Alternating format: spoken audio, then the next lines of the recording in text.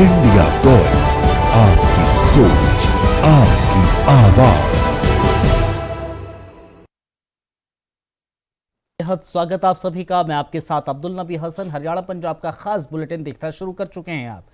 केंद्रीय रेल मंत्री अश्विनी वैष्णव और हरियाणा के मुख्यमंत्री नायब सिंह सैनी ने मानेसर मारुति सुजुकी लिमिटेड में भारत की सबसे बड़ी automobile in plant railway siding को हरी झंडी दिखाकर उद्घाटन किया। पीएम गति शक्ति राष्ट्रीय मास्टर प्लान के तहत पंजीकृत मानेसर रेलवे साइडिंग को हरियाणा के सोनीपत से पलवल के बीच 126 किलोमीटर लंबे हरियाणा ऑर्बिटल रेल कॉरिडोर के हिस्से के रूप में तैयार किया गया है। साथियों, इन 11 वर्षों में भारत के रेलवे को प्रधानमंत्री श्री नरेंद्र मोदी जी ने एक तरीके से कंप्लीटली ट्रांसफॉर्म करने का काम हाथ में लिया है। बहुत सारी लेगेसी प्रॉब्लम्स थी। 50-60 वर्षों तक रेलवे को एक तरीके से इग्नोर किया गया था, निग्लेक्ट किया गया था। रेलवे में जो इन्वेस्टमेंट चाहिए था वो इन्वेस्टमेंट आता ही नहीं था। इतनी बड़े देश की इतनी बड़ी रेलवे और मात्र 25-30 हजार करोड़ का रेलवे के लिए इन्वेस्टमेंट होता था 2014 से पहले।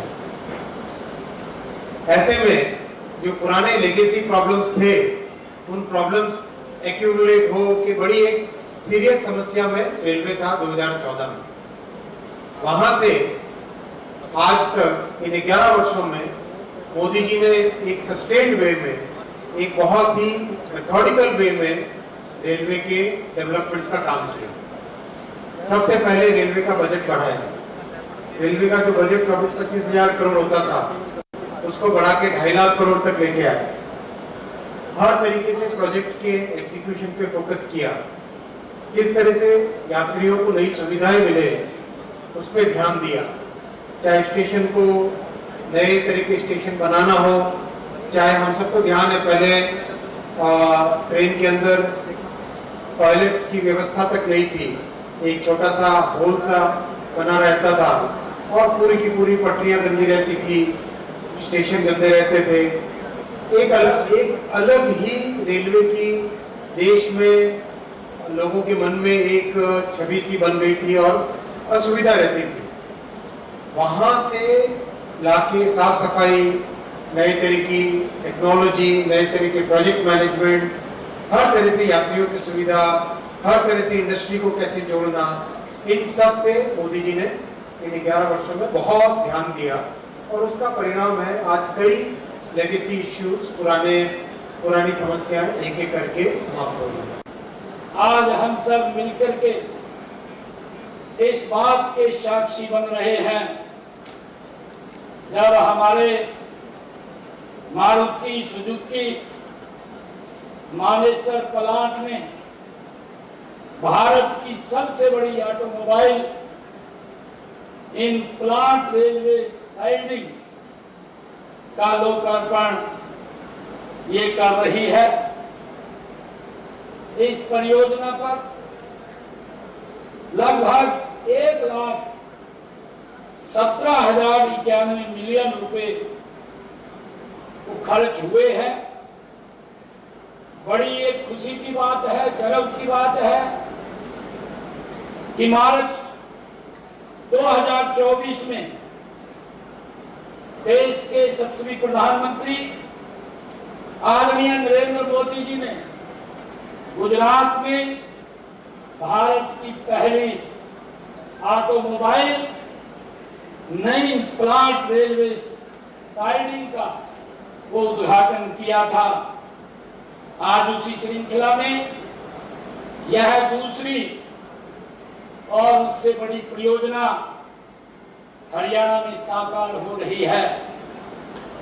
इस अवसर पर हमारे केंद्रीय मंत्री आदरणीय अश्विनी वैष्णव जी हरियाणा में आप पधारे हैं और इस अवसर के ऊपर जब इतनी बड़ी परियोजना का ये उद्घाटन हो रहा है, इसका बड़ा लाभ देश के लोगों को मिलने वाला है।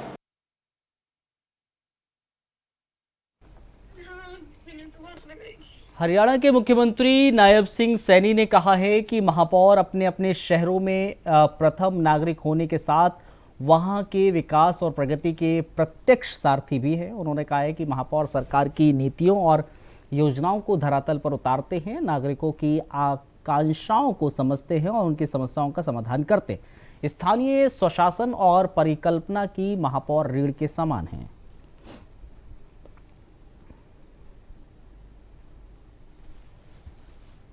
कि मैं आज उन लोगों के बीच में हूं जो सीधे जनता के साथ जुड़े होते हैं, जिनका जनता के साथ डायरेक्ट संबंध होता है, जो शहरों के विकास की आप लोग एक धड़कन भी है।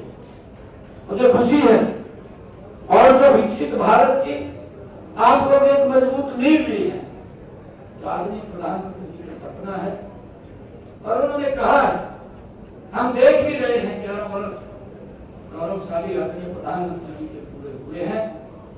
अगर हम 11 वर्षों का कार्यकाल देखें, गति से भारत विकसित राष्ट्र की ओर बढ़ रहा है और प्रधानमंत्री जी ने जो आह्वान किया है कि हम 2047 तक भारत को दुनिया का विकसित राष्ट्र बनाएंगे। और मुझे खुशी है कि जिस गति से बढ़ रहा है वो दिन दूर नहीं है कि 2047 से पहले ही ये भारत विकसित राष्ट्र बन जाएगा। हम ये भी देखते हैं, जब ये विकसित राष्ट्र की बात करते हैं, आदरणीय प्रधानमंत्री जी ने एक संकल्प लिया। प्रधानमंत्री जी जब 2014 में जो प्रधान सेवक के रूप में उनके ऊपर जिम्मेवारी आई, ये भारत दुनिया की 11वें नंबर की आर्थिक स्थिति में खड़ा था। प्रधानमंत्री जी ने संकल्प लिया कि हम दुनिया की 5वीं आर्थिक शक्ति बनेंगे। बन गए। यह संकल्प था प्रधानमंत्री जी का। यह खाली 5वें स्थान को पुराना ये महत्व नहीं है। अगर इसके पीछे की कहानी देखेंगे कि यह देश किस मजबूती से बढ़ा है, अगर बारीक से बारीक स्थान के ऊपर आप नजर लगाएंगे तो पिछले 11 वर्षों में मेरा भारत मजबूती से बदला है। ये 5वें स्थान के ऊपर जो दुनिया की आर्थिक स्थिति में आकर के मजबूत खड़ा हुआ है, ये आदरणीय मोदी जी की उस नीति का परिणाम है। ये विकसित राष्ट्र बनना चाहिए। और प्रधानमंत्री जी ने जब ये अभी हम 2024 का लोकसभा का चुनाव लड़ रहे थे, इसके अंदर प्रधानमंत्री जी का ही संकल्प था। उन्होंने कहा कि हम 2029 तक ये भारत दुनिया की तीसरी आर्थिक शक्ति बनेगा। और मुझे खुशी है बताते हुए कि मात्र ये अभी तो 2025 है, 2025 के अंदर ये भारत दुनिया की चौथी आर्थिक शक्ति बन करके खड़ा हो गया। हम सब की बड़ी जिम्मेवारी है, हम सब के कंधों के ऊपर बड़ी जिम्मेवारी है, क्योंकि जो इस विकसित राष्ट्र की मजबूत नींव है, तो आप सबके कंधों के ऊपर से वो जाती है, आप सबके हाथों से वो पटकथा लिखी जाती है। ये हम सब की बड़ी जिम्मेवारी है और हम इसके अंदर मिलकर के इसको आगे बढ़ाने का काम करें। हमने इसके ऊपर 2 दिन बैठ करके चर्चा विचार विमर्श हुआ है। आप सभी महापौरगण, आप सब ने अपने अपने शहरों के आप प्रथम नागरिक के होने के साथ साथ वहां विकास और प्रगति के भी प्रत्यक्ष साथी आप ही हैं। आप ही वो लोग हैं जो सरकार की नीतियों को और योजनाओं को आप धरातल पर उतारने का काम आपके हाथों से होता है। नागरिकों की आकांक्षाओं को समझते हुए और उनकी समस्याओं का समाधान करते हुए स्थानीय हरियाणा के मुख्यमंत्री नायब सिंह सैनी ने कहा है कि वन नेशन वन इलेक्शन प्रधानमंत्री नरेंद्र मोदी की एक भारत श्रेष्ठ भारत की दूरदर्शी सोच का हिस्सा है। ये सिर्फ एक नारा नहीं बल्कि एक सशक्त और संभावित लोकतंत्र की दिशा में एक राष्ट्रीय दृष्टिकोण है। हरियाणा सरकार इस पहल का सैद्धांतिक समर्थन करती है और उसके प्रभावी क्रियान्वयन से देश को बहुआयामी लाभ मिलेंगे।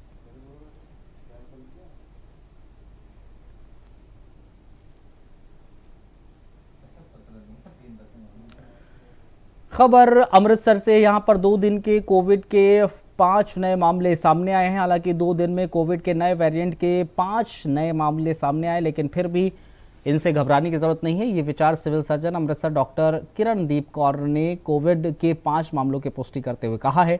उन्होंने कहा है कि 4 मरीज मेडिकल कॉलेज के जूनियर डॉक्टर हैं जो फिलहाल होम आइसोलेट है, पूरी तरह से ठीक है। वहीं एक गर्भवती महिला गुरु नानक देव अस्पताल में वहां पर पहुंची थी। जब उनका टेस्ट किया गया तो वो कोविड पॉजिटिव आई। नए वेरिएंट के मरीज 2 से 3 दिन में खुद को बहुत जल्द ठीक हो जाएंगे। कोरोना के शुक्रवार 2 पेशेंट आए सी और 3 पेशेंट कल पॉजिटिव आए हैं। ਇਹਦੇ ਵਿੱਚੋਂ 4 पेशेंट ਤਾਂ ਸੀਗੇ ਜਿਹੜੇ ਕਿ ਮੈਡੀਕਲ ਕਾਲਜ ਦੇ ਵਿੱਚ ਗੁਰੂ ਨਾਨਕ ਦੇਵ ਹਸਪੀਟਲ ਦੇ ਵਿੱਚ ਹੀ ਕੰਮ ਕਰ ਰਹੇ ਹਨ ਔਰ ਇੱਕ पेशेंट ਸੀ ਉਹ ਗਾਇਨੀ ਦਾ पेशेंट ਸੀਗਾ। ਉਹ ਹਸਪੀਟਲ ਡਿਲੀਵਰੀ ਕਰਵਾਉਣ ਆਇਆ ਸੀ। ਉਹਦਾ ਟੈਸਟ ਕੀਤਾ ਗਿਆ, ਉਹਨੂੰ ਬੁਖਾਰ ਆ ਰਿਹਾ ਸੀ ਤੇ ਉਹ ਪੋਜ਼ਿਟਿਵ ਆਇਆ।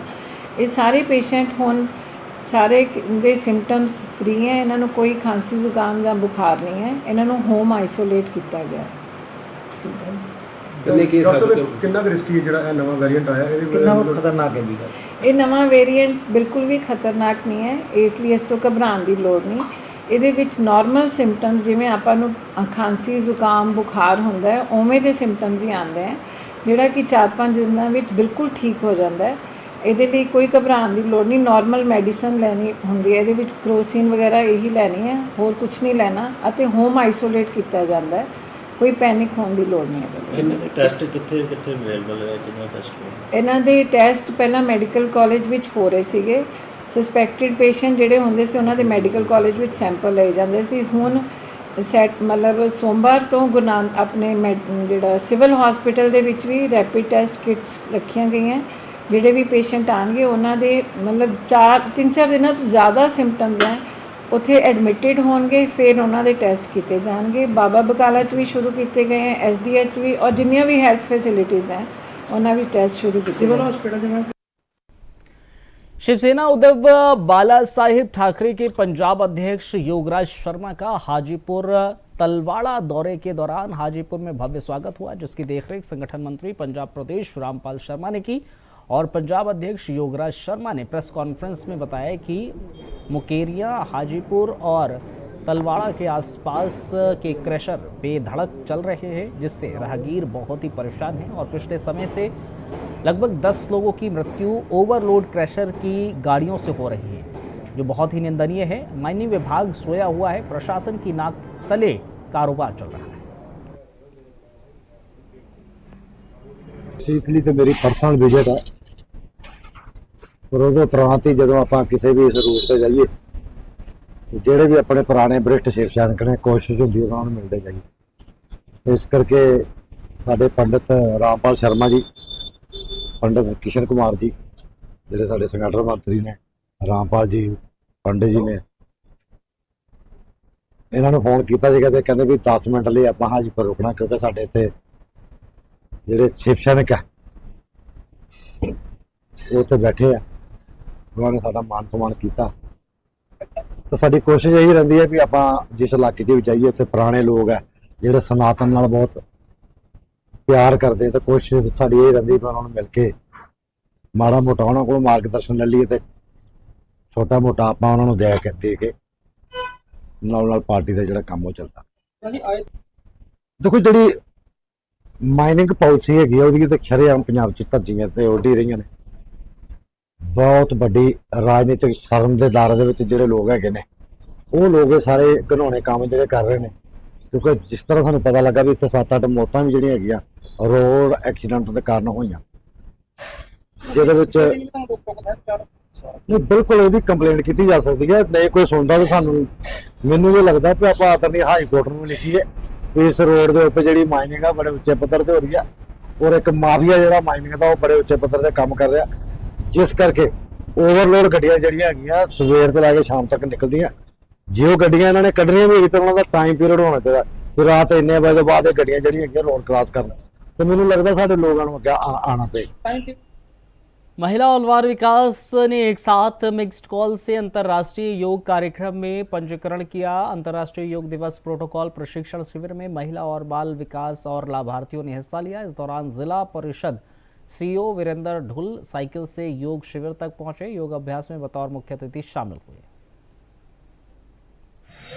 आज महिला एवं बाल विकास विभाग ने आयुष डिपार्टमेंट के सहयोग से एक योग ट्रेनिंग प्रोग्राम का आयोजन किया गया है, जो कि अनाज मंडी में रखा गया था।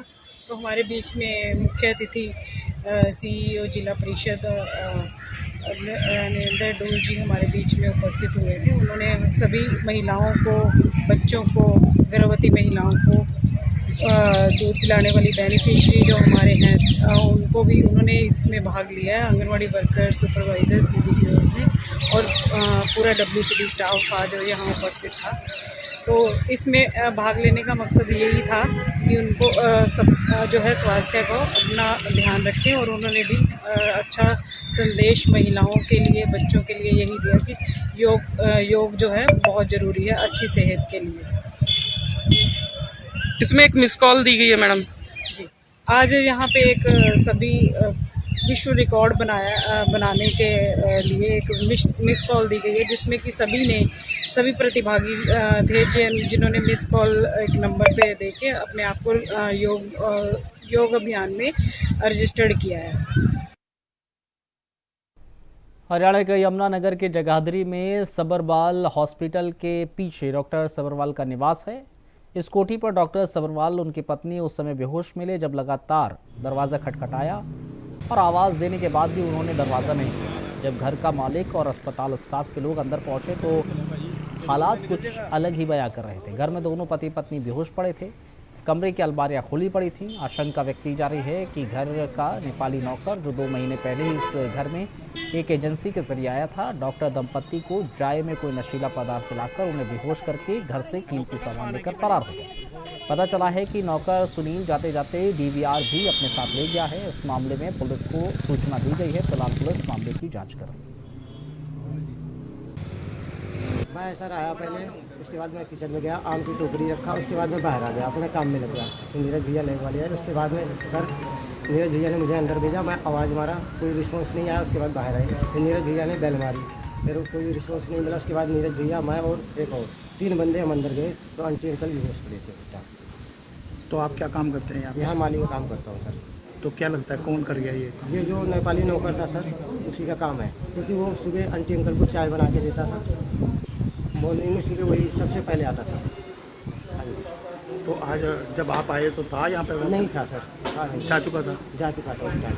तो क्या नाम था उसका? तो क्या काम करता था यहाँ पे? सर वो बस किचन में बर्तन धोता था और टेस्टिंग का काम करता था, और कुछ नहीं।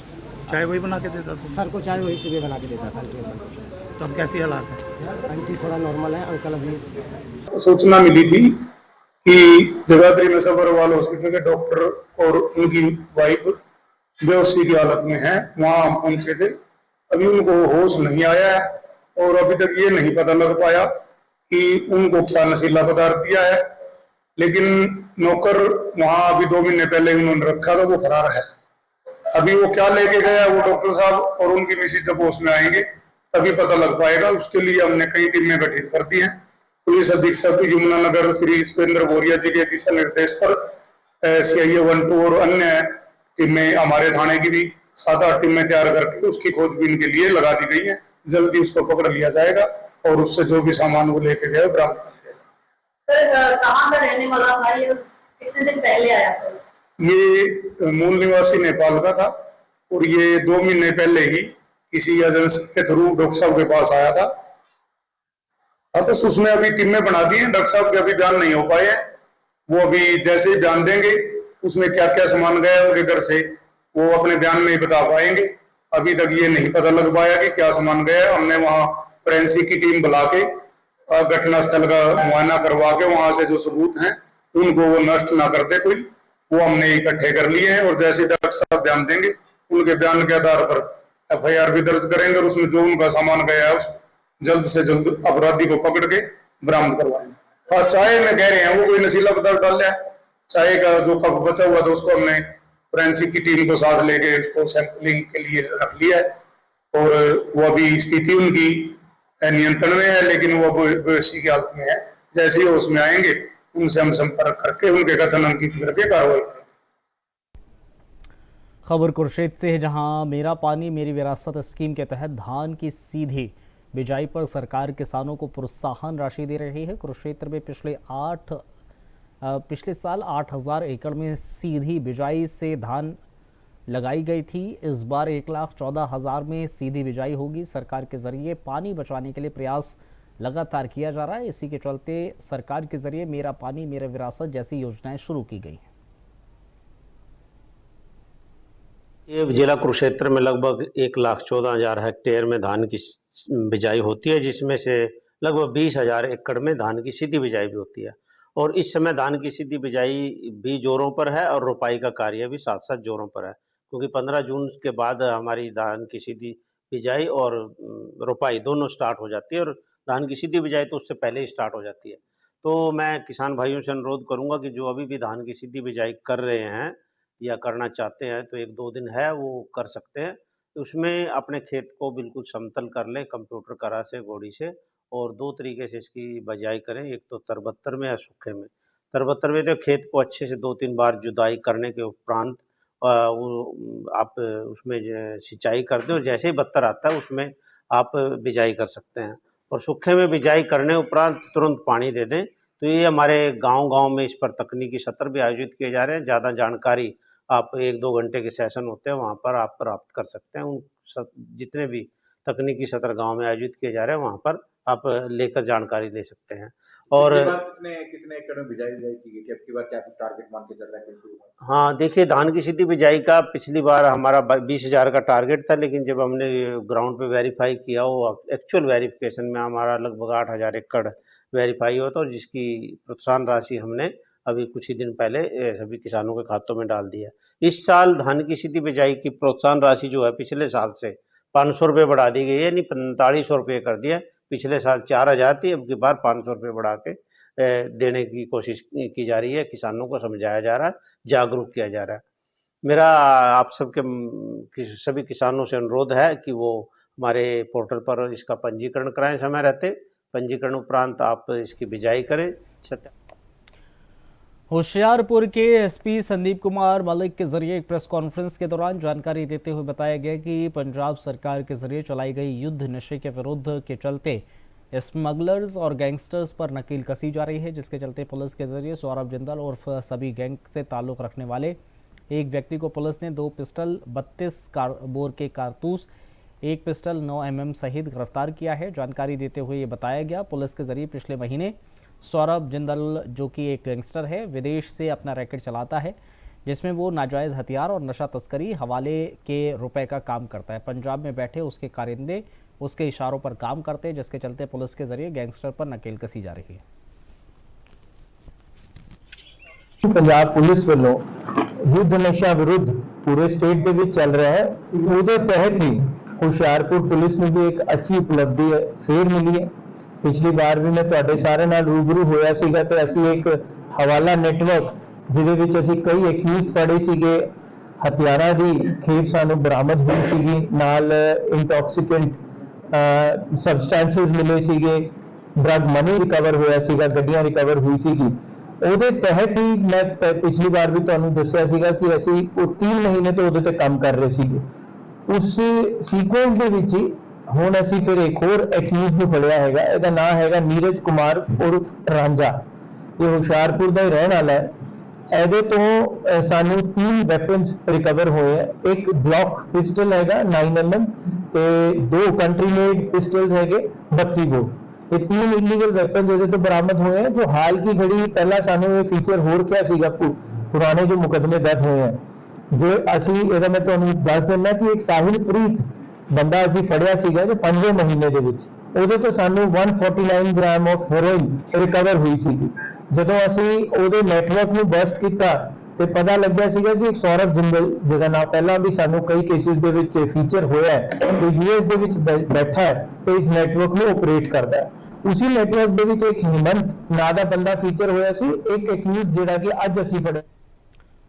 खबर फिरोजपुर से है, जहां पुलिस ने नशे की बड़ी खेप बरामद की है और 9 किलो मादक पदार्थ 2 लाख रुपए मूल्य का मादक पदार्थ के साथ एक व्यक्ति को गिरफ्तार किया है। दरअसल फिरोजपुर पुलिस नशे के खिलाफ अभियान चला रही है। अभियान में पिछले कुछ दिनों में कई सफलताएं हासिल हुई हैं। अपराधियों को सलाखों के पीछे भेजने का काम किया गया है।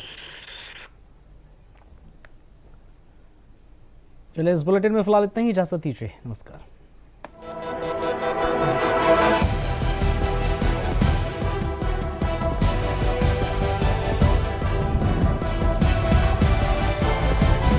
इंडिया वॉइस, आपकी सोच, आपकी आवाज।